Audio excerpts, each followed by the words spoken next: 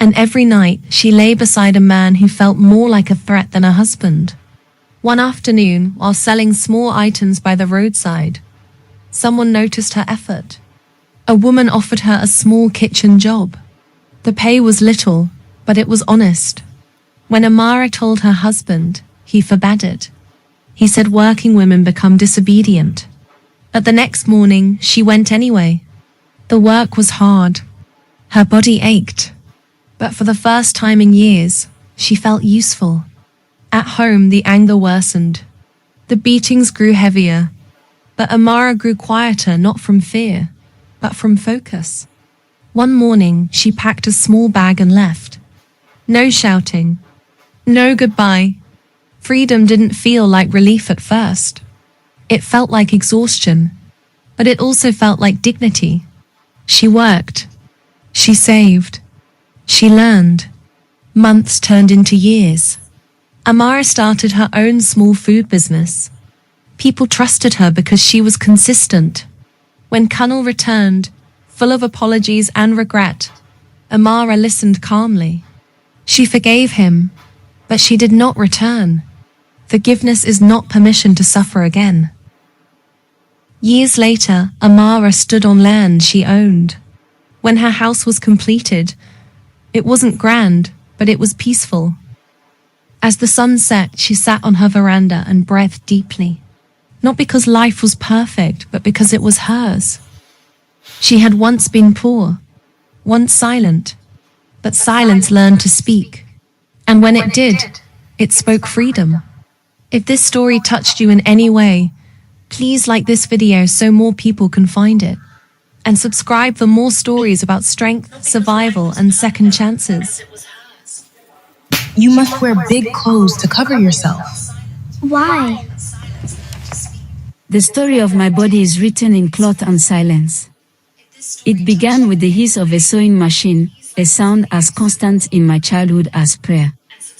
My mother's hands, capable and weary, were the first architects of my concealment.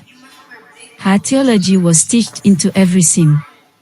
A new school skirt, bought from the market, would be laid upon the cutting table like a suspect.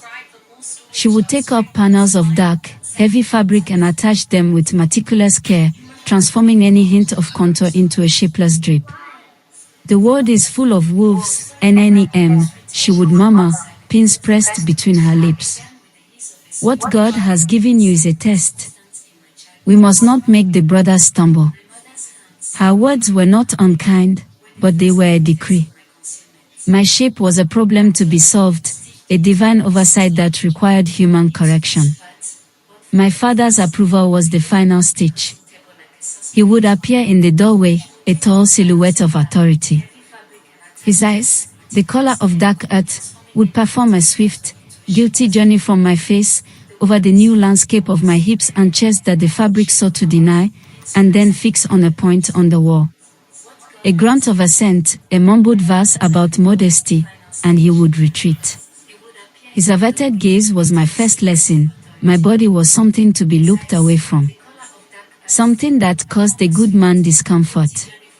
So, I learned to be a ghost in my own home. I learned to walk without the natural sway my spine desired, to fold my arms across my chest, to make my physical self as small and unnoticeable as possible within the tents of my clothes. But a body is not a secret you can keep.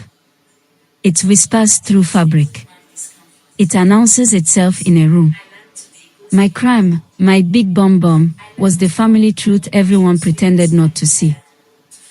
The silence broke on a hot, still night when I was 16. I had crept into the kitchen for water, the fridge light a stark blue island in the dark. His voice came from the shadows, and I jumped, my heart a trapped bird. He was sitting at the table, watching me. He spoke not of my lateness, but of my affect. He said the pastor watched me during worship. He said my body spoke a language I did not control. His voice dropped, becoming strangely intimate, a confession meant for the dark. Then came his touch. His hand, large and heavy, landed on my shoulder. It did not pat or comfort.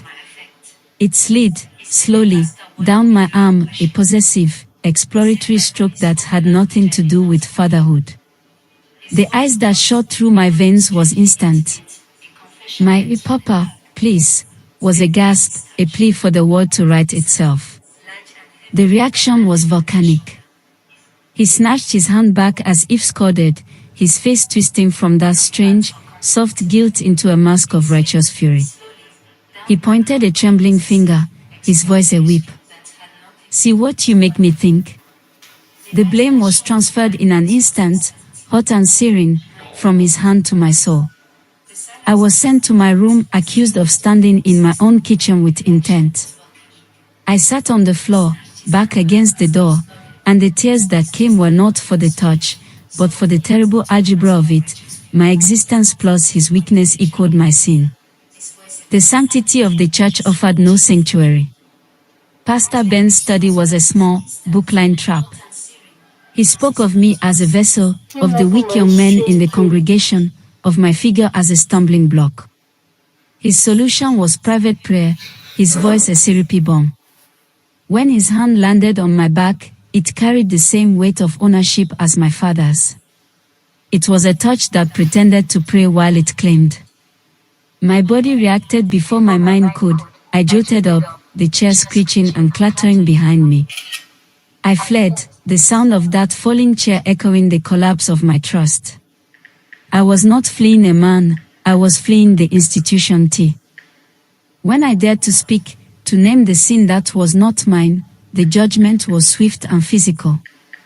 My father's slap was a punctuation mark to end all argument. The sting on my cheek was nothing compared to the finality in his eyes. My mother's weeping from the sofa was a soundtrack of surrender. The words they hurled, Jezebel, seductive spirit, were nails meant to crucify my truth to their narrative. In that moment, I was convicted. The sentence was a lifetime of hiding. The evidence was my own skin. For years, I served that sentence. I moved through the world as an apology, a walking provocation I had not uttered. Then, in the quiet rebellion of the internet, I found other testimonies. I found women with calves like continents, celebrated in art and song and strength. I saw words like ownership and reclamation. They glowed on the screen. But in the sterile silence of my dorm room, I performed my own ritual. I slipped the Ankara dress over my head. The fabric fell where it was meant to fall. It clung where it was meant to cling. I turned to the mirror. I did not see a temptation. I did not see a problem. I saw architecture. I saw the gentle slope of my grandmother's back, the resilient width of my mother's hips before doctrine had bent her spine. I saw a body built for carrying burdens, for carrying life, for carrying me through this world. It was strong. It was mine. And the tears that came then were the sweet, salty release of a long exile ending. The call from my mother years later was a thread from that old life. Her voice was strained with the familiar panic. A photograph from a friend's party. Too much back showing. Too much shape. People were talking. Pastor Ben was concerned. The old script was in her hands, and she began to read. "Mama," I said, my voice a calm, solid thing in my sunlit apartment. "Stop." The silence on the line was profound. Into it, I laid down my new law. I told her my body was not their shame to carry, not his sermon to preach. That the management of a man's temptation was his own spiritual work, not my physical responsibility. I said this body was the harvest of our lineage, and it was not a crime. The click of the disconnected call was not an ending, but a boundary finally, firmly drawn. Now, I walk. I walk down sun-drenched streets, and my body moves with a rhythm that is entirely its own. My hips swing in a quiet, undeniable truth. I take up space. The sun feels different on your skin when you are no longer hiding from it. I catch my reflection in a shop window and I do not look away. I see a woman, oh. I give her a slow, sure nod. My body is my testament.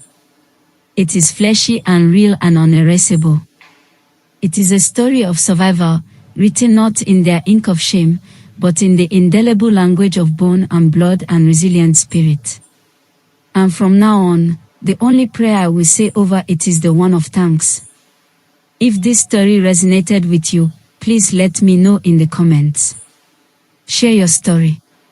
Your voice matters. Thank you for listening. If you want to support more stories like this, stories of truth and reclamation, like this video, subscribe to the channel. Hit the notification bell so you don't miss